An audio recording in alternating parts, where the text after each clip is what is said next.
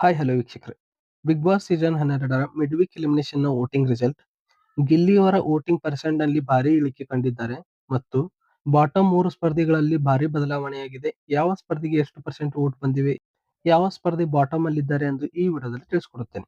ನೀವು ಇನ್ನು ಮೊದಲ ಬಾರಿಗೆ ನಮ್ಮ ಚಾನಲ್ ಅನ್ನು ನೋಡುತ್ತಿದ್ದರೆ ನಮ್ಮ ಚಾನಲ್ ಅನ್ನು ಸಬ್ಸ್ಕ್ರೈಬ್ ಮಾಡಿ ಮತ್ತು ವಿಡಿಯೋ ಇಷ್ಟವಾದರೆ ಒಂದು ಲೈಕ್ ಕೊಡಿ.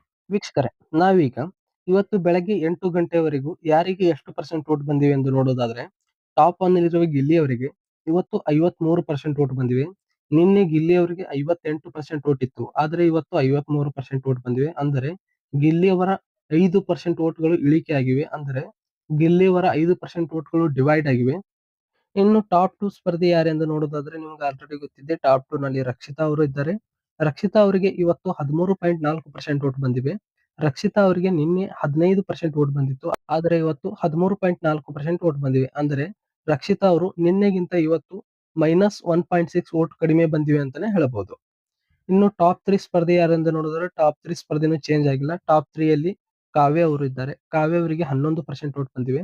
ಕಾವ್ಯ ಅವರಿಗೆ ನಿನ್ನೆ 10% ವೋಟ್ ಬಂದಿತ್ತು, ಆದ್ರೆ ಇವತ್ತು 11% ವೋಟ್ ಬಂದಿವೆ. ಅಂದ್ರೆ ಕಾವ್ಯ ಅವರ ವೋಟ್ ಶೇರಿಂಗ್ ನಲ್ಲಿ 1% ವೋಟ್ ಜಾಸ್ತಿ ಆಗಿದೆ ಅಂತಾನೆ ಹೇಳಬಹುದು.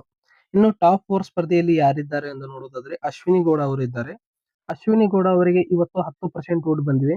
ನಿನ್ನೆ ಅಶ್ವಿನಿ ಗೌಡ ಅವರಿಗೆ 6% ವೋಟ್ ಬಂದಿತ್ತು, ಇವತ್ತು 10% ವೋಟ್ ಬಂದಿವೆ.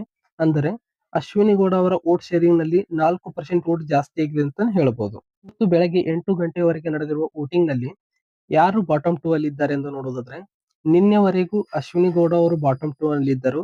ಆದರೆ ಇವತ್ತು ಅಶ್ವಿನಿ ಗೌಡ ಅವರ ಬದಲಿಗೆ ರಘು ಅವರು ಬಂದಿದ್ದಾರೆ. ರಘು ಅವರಿಗೆ ಒಟ್ಟು 6.8% ವೋಟ್ ಶೇರಿಂಗ್ ಬಂದಿದೆ. ನಿನ್ನೆ ರಘು ಅವರಿಗೆ 6% ವೋಟ್ ಇತ್ತು, ಅಂದರೆ ಇವತ್ತು 0.8% ವೋಟ್ ರಘು ಅವರಿಗೆ ಜಾಸ್ತಿ ಆಗಿದೆ ಅಂತಾನೆ ಹೇಳಬಹುದು. ಇನ್ನು ಕೊನೆಯ ಸ್ಪರ್ಧಿ ಯಾರೆಂದು ನೋಡೋದಾದ್ರೆ ಆಲ್ರೆಡಿ ನಿಮ್ಗೆ ಗೊತ್ತೇ ಇದೆ. ಕೊನೆಯ ಸ್ಥಾನದಲ್ಲಿ ಧ್ರುವಂತ್ ಅವರು ಇದ್ದಾರೆ. ಧ್ರುವಂತ್ ಅವರಿಗೆ 6.6% ವೋಟ್ ಬಂದಿವೆ ಇವತ್ತು. ಆದ್ರೆ ನಿನ್ನೆ ಧ್ರುವಂತ್ ಅವರಿಗೆ 5% ವೋಟ್ ಶೇರಿಂಗ್ ಇತ್ತು. ಅಂದ್ರೆ ಧ್ರುವಂತ್ ಅವರ ವೋಟಿಂಗ್ ನಲ್ಲಿ 1.6% ವೋಟ್ ಶೇರಿಂಗ್ ಜಾಸ್ತಿ ಆಗಿದೆ ಅಂತಾನೆ ಹೇಳಬಹುದು. ವೀಕ್ಷಕರೇ, ನಿನ್ನೆಗೆ ಇವತ್ತಿಗೆ ಏನು ಬದಲಾವಣೆ ಆಗಿದೆ ಎಂದು ನೋಡೋದಾದ್ರೆ, ನಿನ್ನೆ ಬಾಟಮ್ 2 ಅಲ್ಲಿ ಅಶ್ವಿನಿ ಗೌಡ ಅವರು ಇದ್ದರು.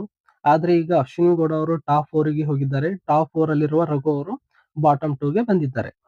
ಇನ್ನು ವೋಟ್ ಶೇರಿಂಗ್ ನಲ್ಲಿ ಏನೇನು ಬದಲಾವಣೆ ಆಗಿದೆ ಎಂದು ನೋಡೋದಾದ್ರೆ, ಟಾಪ್ 2 ಸ್ಪರ್ಧಿಗಳಾದ ಗಿಲ್ಲಿ ಮತ್ತು ರಕ್ಷಿತಾ ಅವರ ವೋಟ್ ಶೇರಿಂಗ್ ನಲ್ಲಿ ಮೈನಸ್ ಆಗಿದೆ. ಇನ್ನು ಉಳಿದ 4 ಸ್ಪರ್ಧಿಗಳ ವೋಟ್ ಶೇರಿಂಗ್ ನಲ್ಲಿ ಪ್ಲಸ್ ಆಗಿದೆ ಅಂತಾನೆ ಹೇಳಬಹುದು. ಹಾಗಾಗಿ ಅತಿ ಹೆಚ್ಚು ವೋಟ್ ಶೇರಿಂಗ್ ನಲ್ಲಿ ಪ್ಲಸ್ ಆಗಿರೋದು ಅಶ್ವಿನಿ ಗೌಡ ಅವರಿಗೆ 4% ಹೆಚ್ಚಾಗಿದೆ. ಅತಿ ಹೆಚ್ಚು ವೋಟ್ ಶೇರಿಂಗ್ ನಲ್ಲಿ ಕಡಿಮೆ ಆಗಿದ್ದು ಗಿಲ್ಲಿ ಅವರಿಗೆ 5% ಕಡಿಮೆ ಆಗಿದೆ. ವೀಕ್ಷಕರೇ, ಇನ್ನೊಮ್ಮೆ ಇವತ್ತಿನ ವೋಟಿಂಗ್ ರಿಸಲ್ಟ್ ನೋಡುವುದಾದ್ರೆ, ಗಿಲ್ಲಿ ಅವರಿಗೆ ಇವತ್ತು 53% ವೋಟ್ ಬಂದಿವೆ. ರಕ್ಷಿತಾ ಅವರಿಗೆ 13.4% ವೋಟ್ ಬಂದಿವೆ. ಕಾವ್ಯ ಅವರಿಗೆ 11% ವೋಟ್ ಬಂದಿವೆ. ಅಶ್ವಿನಿ ಗೌಡ ಅವರಿಗೆ 10% ವೋಟ್ ಬಂದಿವೆ. ರಘು ಅವರಿಗೆ 6.8% ವೋಟ್ ಬಂದಿವೆ ಮತ್ತು ಧ್ರುವಂತ್ ಅವರಿಗೆ 6.6% ವೋಟ್ ಬಂದಿವೆ.